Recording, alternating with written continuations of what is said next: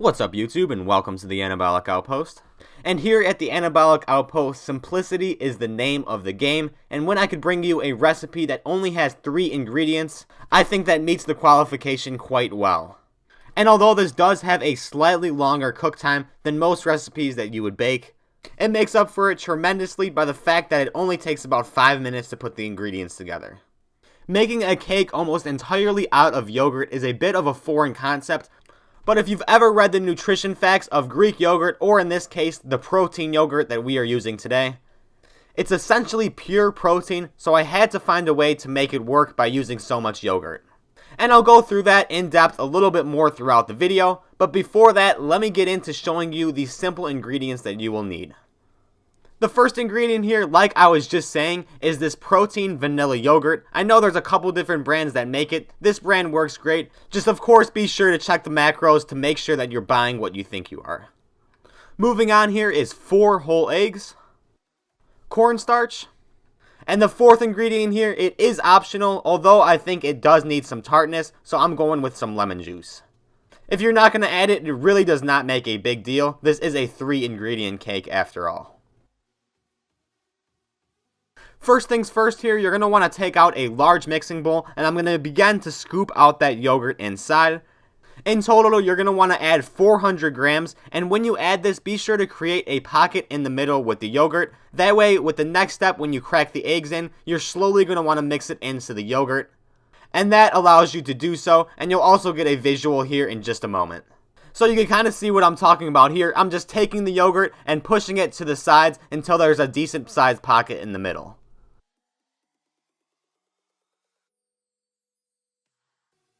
I'm going to go ahead and crack in those 4 eggs into that nice little pocket that I made. And surprisingly enough, eggs really help to build the structure of this cake.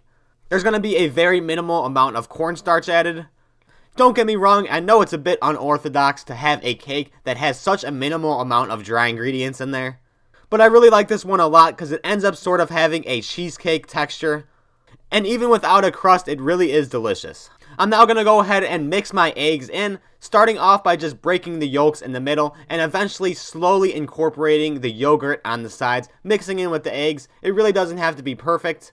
But unlike adding all these ingredients in at once, slowly mixing in the eggs helps to build up the texture. And of course, there's not much texture in this recipe to begin with, so you gotta work with what you got.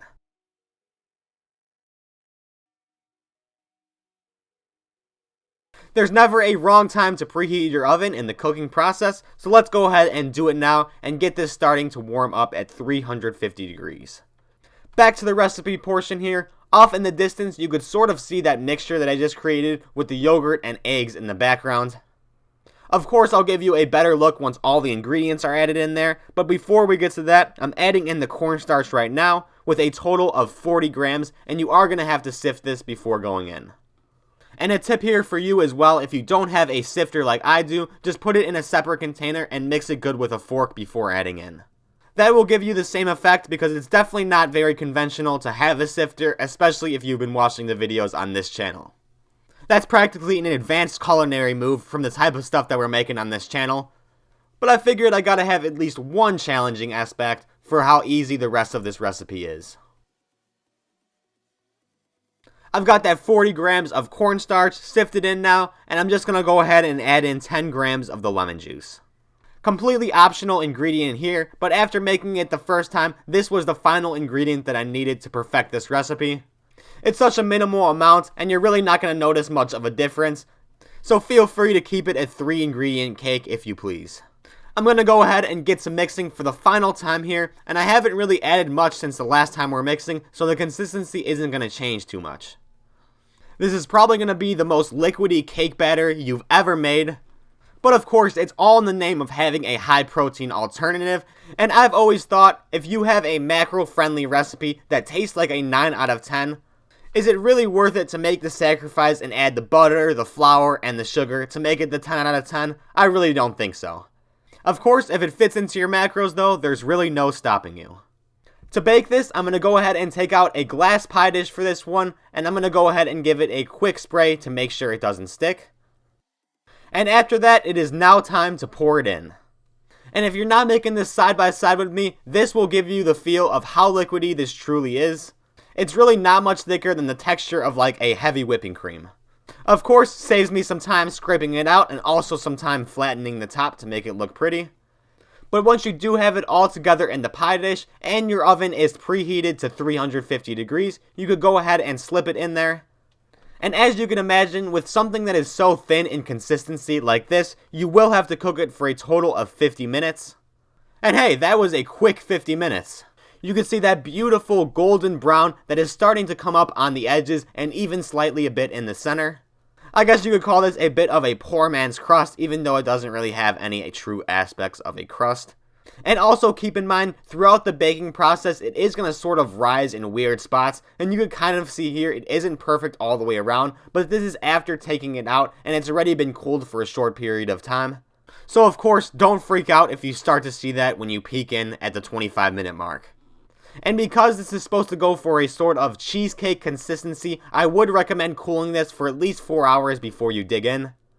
And that's what I did here, and then I dug in to show you this beautiful consistency on the inside. I'm almost positive you wouldn't be the wiser if I told you that this was cheesecake. And I also appreciate how smooth the consistency on the inside is. And overall, this recipe does have some great volume for how much protein that's in it. And especially compared to your average store-bought cheesecake calorie-wise, you could probably eat this entire cake before you could even eat one slice of that store-bought cheesecake. I guess I could leave that for you to decide though, because I'm just going to give you the macros. Starting off with the protein, it has 65 grams with 51 grams of carbs and 19 grams of fat for a total of 645 calories for the entire cake.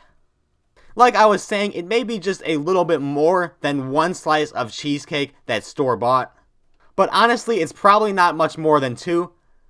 And if you do end up eating this entire thing, you're going to be incredibly stuffed and probably not going to want to eat for the rest of the day, let alone the rest of the week. I don't know why anyone would want to do that to themselves, but I guess the challenge is open for anybody that wants to try it. The recipe is pretty much complete from here though. I did end up adding a little bit of whipped cream on top, and I thought that ended up working well. The fat-free whipped cream, that is. That stuff is insane if you haven't gotten around to trying it. Like I said though, that's all I got for today. If you did have any questions or were confused about how I made this recipe or anything that I talked about in this video, comment down below and I will be sure to get back to you and we can start a discussion in the comments down below.